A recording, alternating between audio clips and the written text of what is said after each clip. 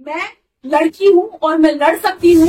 अगर मुझे दुर्गा बनने पर मजबूर किया जाएगा तो मैं पीछे नहीं हटूंगी। जर माज आला असेल तो माज महाराष्ट्र नवनिर्माण सेना उतरवल्याशिवाय राहणार नाही। त्याच्यावर कारवाई नाही केली तर 307 पर्यंत मी स्वतः माझ्यावर केस घेईन। सगळ्यात पहिलं तर तुम्हाला सगळ्या पत्रकार बंधूंचं आजच्या पत्रकार परिषदेमध्ये मी स्वागत करतो।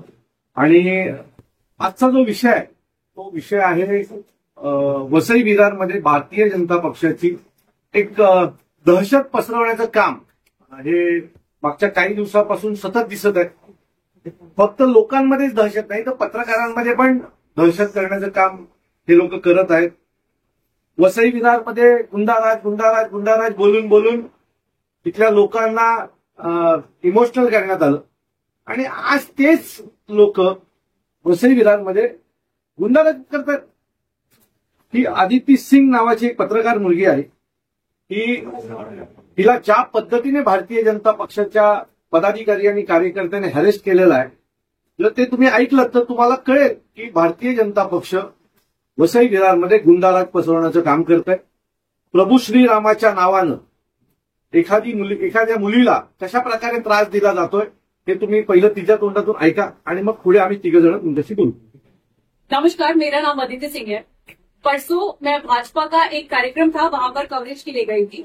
उस दरमियान जब मैं प्रतिक्रिया लेने के लिए दोनों विधायकों के पास गई तो हर बार की तरह उन्होंने प्रतिक्रिया देने से बचने की कोशिश की। वो दोनों लोग वहां से निकल गए। हर बार मैं कोशिश करती हूँ, इसलिए मैं एक तरफा पत्रकार नहीं हूँ। पहले मैं ये कहूंगी, और ना मैं पेड हूँ ना मुझे वहां पर भेजा गया था। दूसरी बात, जब उन्होंने प्रतिक्रिया नहीं की तो मैं वहां गई जो आयोजन करता थे मयूरेश बाग, उनकी प्रतिक्रिया लेने के लिए। जब वहां पर मैं पहुंची उनकी प्रतिक्रिया लेने के लिए तो स्टेज से जो है जो संचालन किया जा रहा था म्यूजिक की आवाज को बढ़ाया गया। तो मैंने रिक्वेस्ट की कि आप मेरा जो काम है वो कवरेज को खत्म कर लेने दीजिए, उसके बाद आप आपके कार्यक्रम को कंटिन्यू करिए। रिक्वेस्ट करने के बाद में वहां पर जो है वोटिंग शुरू की उन लोगों ने, जय श्री राम बोलकर उन लोगों ने वोटिंग शुरू की। और वोटिंग शुरू करने के बाद में जब मैंने वो वहां मेरे साथी पत्रकार थे, उन लोगों ने रिक्वेस्ट की, उस बीच में जो धक्का मुक्की की जा रही थी तो उन लोगों ने रिक्वेस्ट की कि आगे देखिए लेडी है, इस तरह का सलूक मत करिए। लेकिन उन लोगों ने उसे ना सुनते हुए उन लोगों के साथ में हाड़पुड़ जैसी भाषा का इस्तेमाल किया। और फिर उसके बाद में मैंने जब रिक्वेस्ट किया कि भाई जय श्री राम मैं भी बोल रही हूँ लेकिन मैं महिला हूँ, जरा देखिए आगे इसका ख्याल रखिए। लेकिन उसके बावजूद वो जो शख्स था उसने अपने मुंह में कुछ भरा हुआ था और उसने हाड़फोड़ करके मेरे साथ भी बातचीत की, जिसके चलते उसके मुंह का जो भी था वो पदार्थ वो मेरी तरफ आ रहा था। और फिर उसके बाद में जब मैंने रिक्वेस्ट किया कि ये क्या चल रहा है तो उसने, वो जो शख्स है उसने फिर से दोनों हाथ ऊपर करके जय श्री राम बोला। जय श्री राम बोल के उसने मुझे गलत तरीके से धक्का दिया और धक्का देने के बाद में वहां पे से वो आवेश में जय श्री राम बोलते हुए निकला। मैं वहां पर इस बात का विरोध करने की कोशिश कर रही थी कि ये क्या चल रहा है, तो और तेजी से वोटिंग की गई मेरी आवाज को दबाने के लिए, जिसका विरोध करने के लिए मेरी आवाज नहीं पहुंच रही थी। तो मैं वहां पर स्टेज पर गई, मैं वहां पर माइक मांग रही थी, लोगों ने मुझे माइक नहीं दिया। तो मैं वहां पर जो पुलिस थे मैंने उनको कहा कि आपके होते हुए मेरे साथ में ये जो घटना घटी है इसके लिए जिम्मेदार कौन है, इसके लिए जवाबदेही कौन है, उस शख्स को मेरे सामने लाया जाए। अगर अभी के अभी उस शख्स को मेरे सामने नहीं लेकर आया जाता है तो मैं समझ जाती हूँ कि पुलिस के अंदर कितनी काबिलियत है। वो उसी घटनास्थल पर था, उसी घटनास्थल से वो शख्स नदारद हो गया, वो पाताल लोक में समा गया, वो इंसान कहाँ गया मुझे बिल्कुल भी नहीं खबर है इसकी। मैं वहां चिल्लाती रही उस शख्स को लेकर आओ, नहीं लेकर आया गया। फिर उसके बाद जो उस कार्यक्रम के आयोजन करता थे मयूरेश बाग, वो स्टेज पर चढ़ते हैं और वो इस शब्द का इस्तेमाल करते हैं कि मुझे इसकी पूर्व कल्पना थी। मैं उनसे जवाब चाहती हूँ कि पूर्व कल्पना मतलब क्या थी आपको? या तो आप इसे मेरी प्लानिंग बताना चाह रहे हैं या तो ये आपकी प्लानिंग थी मेरे साथ में बदसलूकी करने की। तो एग्जैक्टली ये क्या था? वो जिम्मेदार व्यक्ति है अगर तो उन्हें जवाबदेही के साथ में कोई भी वक्तव्य करना चाहिए। अब इस घटना के बाद में जब ये वीडियो वायरल होने लगा तो तमाम तरह के लोग कमेंट कर रहे हैं कि भूत पिशाच हो गया, जय श्री राम के नाम से डर रही हो। भूत पिशाच नहीं हूँ, मैं इंसान हूँ, मैं पत्रकार हूँ, मैं महिला हूँ सबसे पहले। इसलिए मेरा विरोध है कि मेरे जो श्री राम है वो मर्यादा पुरुषोत्तम थे, उनका नाम लेकर उनकी नाम की आड़ में उनके नाम को मलिन करने की जो कोशिश की जा रही है, अमर्यादित काम किया जा रहा है, इसका मुझे ज्यादा खेद है। हमारे राम ने, हमारे मर्यादा पुरुषोत्तम राम ने इस तरह के कर्म हमको नहीं सिखाए हैं। मेरा विरोध ये है, मैं किसी राजनीति से नहीं हूँ और यहाँ जो लोग हैं वो लोग अपनी राजनीतिक चप्पल बाहर उतार कर आए हैं। जो लोग मेरे समर्थन में हैं उनका मैं तहे दिल से शुक्रिया करती हूँ और इसी के साथ में मुझे जो पेड बताने की कोशिश की जा रही है ये समाज के सामने है। क्या अगर महिला के साथ में बदसलूकी होती है तो क्या उसके खिलाफ आवाज उठाना क्या पेड घटना होती है? अगर आप पेड बोल रहे हैं तो इसे आपको सिद्ध करना पड़ेगा। और दूसरी बात, कई लोग तमाम तरह के जो वर्ड्स इस्तेमाल कर रहे हैं, लगातार कमेंट्स कर रहे हैं, उसके चलते ये जो फेक अकाउंट से कमेंट्स कराए जा रहे हैं उसके चलते मैं हैरत हो रही हूँ। और एक और चीज मैं बताना चाहूंगी, मैंने कोई गलत काम नहीं किया है। मेरा फेस ढकने जैसे कोई भी काम ना करे। मैं लड़की हूँ और मैं लड़ सकती हूँ। मैं उस मर्यादा पुरुषोत्तम श्री राम की वंशज से हूँ। वो छत्री थे और मैं छत्राणी हूँ। अगर मुझे दुर्गा बनने पर मजबूर किया जाएगा तो मैं पीछे नहीं हटूंगी। मला असं वाटतं की तुम्ही त्या मुलीला पूर्ण आता ऐकलं. खरं तर ही मुलगी उत्तर प्रदेशमधनं येतो. ती इथे आल्यापासून मी त्या मुलीला पाहतोय. ती मनसे पीठ कव्हर करत होती. ते सगळ्याच बातम्या नसते. म्हणजे मला असं काय कधी ती दिसली नाही कुठल्या प्रेस कॉन्फरन्सला किंवा कुठल्या कार्यक्रमाला असं दिसलं नाही. ती तिची मेहनत करते. तिच्याकडनं प्रामाणिक लोकांपर्यंत बातम्या पोहोचवण्याचा प्रयत्न करते. परंतु एखाद्या वेळेला एखादी मुलगी जर तुम्हाला म्हणत असेल की थोडा आवाज कमी करा, मला बाईट घ्यायचा आहे, म्हणून जर तुम्ही तिच्या अंगावर गुटखा खाऊन तिच्या अंगावर जाणार असाल आणि तिच्याशी बोलताना तुमच्या तोंडातलं जे काय त्या मुलीच्या अंगावर जात असेल आणि ती मुलगी जर तुम्हाला त्याचा विरोध करत असेल तर ती विरोधी झाली, देशद्रोही झाली, प्रभू श्रीरामाची विरोधी झाली. मला असं वाटतंय की प्रभू श्रीरामांच्या नावावर हे लोक काय चालवलेलं आहे कळत नाही. आणि आज ती इथे बसली, ती काय मराठी मुलगी म्हणून आहे म्हणून आम्ही येऊन नाही बसलेलो. ती आज उत्तर प्रदेशमधनं येते.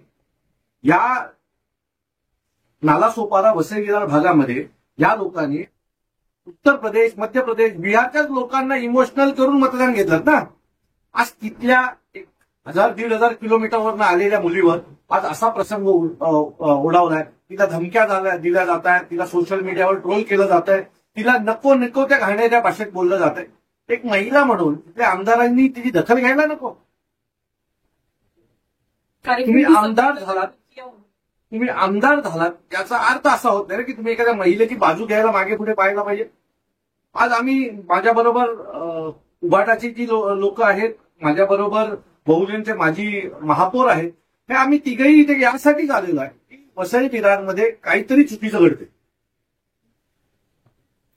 ते असं आमच्याकडे एक म्हण आहे, माकडाच्या हातात दिली कोली, अशी एक म्हण आहे. असं झालंय का वसई विरारकडनं की चुकीच्या माणसाच्या हातात वसई विरारचं राज्य दिलं गेलेलं आहे आणि ते आता वसई विरार जाळच सुटलेले आहे.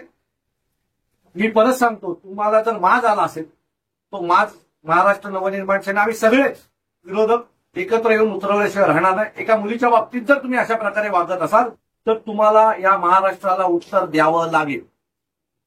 या मुलीसोबत आम्ही सगळे खंबीर उभेच आहोत.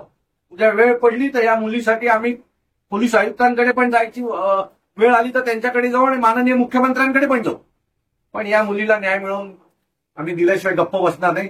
जो कोणी आरोपी आहे त्या आरोपीला शोधा, तात्काळ अरेस्ट करा. तिची एफआयआर दाखल झाली आहे ना, एफआयआर दाखल झालेली आहे. एफआयआर नुसार त्या जो कोणी आरोपी आहे त्याला अरेस्ट करावी ही आमच्या सगळ्यांची मागणी आहे. आज एक पत्रकार आदिती सिंग म्हणजे एक महिला आहे आणि लोक तिला ओळखतात सगळं. तिच्या बाबतीत ही परिस्थिती आहे तर दुसऱ्या महिला कुठे आपल्या सेफ आहे. एवढ्या वर्ष आपण फक्त एवढं बघत होतो की नालासोपारा वसईमध्ये रात्री 3:30 वाजता पण जर महिला आली ती सेफ आहे. मग आता कुठे गेलं? एक महिला तिला ओळखतात सर्व, एक पत्रकार आहे आणि तिच्या बाबतीत ही परिस्थिती. रात्री जेव्हा मला माहित पडलं की ती मुलगी लढत होती आणि सांगत होती की माझी आई बोलते चलो आपण गाव जाते वापस, ही काय दहशत? हे कुठलं परिवर्तन आहे? आणि जर हे असं असेल तर जेवढे म्हणजे आम्ही आज एक पक्ष म्हणून नाही आलो, पण जिथे अशा महिलांवर मग ती बीजेपीची पण महिला असू दे, जर बीजेपीच्या महिलांवर पण जर असा अत्याचार होत असेल आणि तिची हाडसूड होत असेल तर आम्ही सर्व त्या महिलांसाठी उपस्थित राहणार, उभे राहणार. आणि आता तरी हे आम्ही फक्त तुमच्यासमोर बोलतो, वेळ आली तर रस्त्यावर उतरणार आहे. आरोपीला अरेस्ट नाही केला तुम्ही काय करणार? बघा, आरोपीला अरेस्ट करावीच लागेल आणि आरोपीला जर अरेस्ट केली नाही तर याच्यापुढे आम्ही ज्यावेळेला गुन्हे करू त्याला आम्हाला पण अरेस्ट करायला येऊ नका. एकाला एक न्याय आणि दुसऱ्याला दुसरा न्याय असं होऊ शकत नाही. आमच्या विरोधात एखादा माणूस पोलीस स्टेशनच्या आत गेला की लगेच गुन्हा. आता मागे मीरा भाईंदरचा आमचा मोर्चा निघाला, आम्ही मोर्चा काढायच्याच आधी आमच्या घरात गेले, आम्हाला उचलून आणलं. मग हा कोणाचा जावई आहे की याला उचलायला लोक घाबरतात? आमच्या रक्तात पण प्रभू श्रीराम आहेत, पण आम्हाला आमच्या साहेबांनी प्रभू श्रीराम मनात ठेवायला सांगितले, हृदयात ठेवायला सांगितले. घाणेरड्या हे करून त्यांचं नाव बदनाम करायला आम्हाला नाही शिकवलेलं आहे. सो भारतीय जनता पक्षाने आता मला असं वाटायला लागलं ना की प्रभू श्रीरामांना बदनाम करण्याचं एक कारस्थानच रचलंय की काय, असं आता आमच्या मनात संशय यायला लागलेला आहे. वसई विरारमध्ये महिला सुरक्षित नाहीत आणि मला वाटतं की जसजसं हे सगळं पुढे जाईल तसतसं हे अजून वाढेल अशी भीती आमच्या मनात आज आहे. आणि आताची जी न्यूज अशी आहे की आदितीसाठी जे कोण विचारायला गेले पोलीस स्टेशन त्यांच्यावर गुन्हे दाखल केलेले आहेत आणि जो आरोपी आहे त्याला पकडलेला नाही. याचा जाब विचारणार आम्ही. आमदार प्रश्न होता काय माहितीये 100 ते 125 लोकांवर आमच्यावरती गुन्हा दाखल करेल 125. त्या मुलीसाठी आम्ही तिथे न्याय मागायला जातो आणि आमच्यावर गुन्हा दाखल होतात आणि जो कोणी गुन्हेगार आहे त्याला मोकळं सोडलेलं आहे. जे भाजपच्या राज्यात येत होते का, ज्या रामाच्या नावाने तुम्ही चालता त्या रामासाठी आमचे स्वर्गीय बाळासाहेबांनी सुरुवात केलेली होती आणि तिकडेच राम बसवलेला आहे. तुमच्यापेक्षा पहिला अधिकार आमचा आहे. मनसे आणि शिवसेनेचा पहिला अधिकार आहे रामावर. तुम्ही फक्त झेंडे घेऊन रामाचे धावतात, पण अशा महिलेवर जर अत्याचार करत असेल तर या विरारमध्ये आम्ही अजिबात खपून घेणार. आज आमच्यावरती 100-125 लोक अशाच केसेस झाले. वेळ आली तर जर पोलिसांनी त्याच्यावर कारवाई नाही केली तर 307 पर्यंत मी स्वतः माझ्यावर केस घेईन, हे लक्षात ठेवा. त्या आरोपीला जर पोलिसांनी शोधलं नाही तर आमचे कार्यकर्ते समोर जाऊन जिथे मिळेल तिथे पाय तोडू त्याचे, हे मी तुमच्या पत्रकार परिषदेमध्ये सांगतो. महिला आमदार सतत म्हणतायत की गावगुंड आहे आणि जे भूमिपुत्र आहेत त्यांच्यावरही टीका केली जाते सततचा. तर कुठेतरी या संपूर्ण प्रकरणामध्ये रामांचं नाव घेऊन भूमिपुत्रालाच बाजूला सारून मराठी माणसाच्या विरोधात जायचा पूर्ण कट आहे. मला एक सांग गावगुंड कोण आहे? गावगुंड तोंडात गुटखा खाऊन एका मुलीच्या अंगावर बोलणारे हे गावगुंड की तिच्या बाजूला उभे राहणारे गावगुंड? मी पुन्हा सांगतो, ही मुलगी मराठी नाही. आज आम्ही तिघ जणी ज्या मुलीसाठी पत्रकार परिषद देतो ही मराठी नाही. ही एकटी इथे राहते. तिला कालपासून तिची आई सांगते की सगळं सोड आणि पुन्हा गावी ये.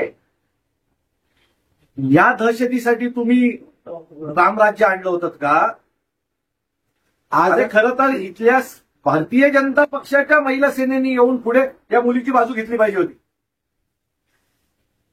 तिने एवढे लोक असताना तिला विचारलं पण नाही म्हणून. एक महिला आहे.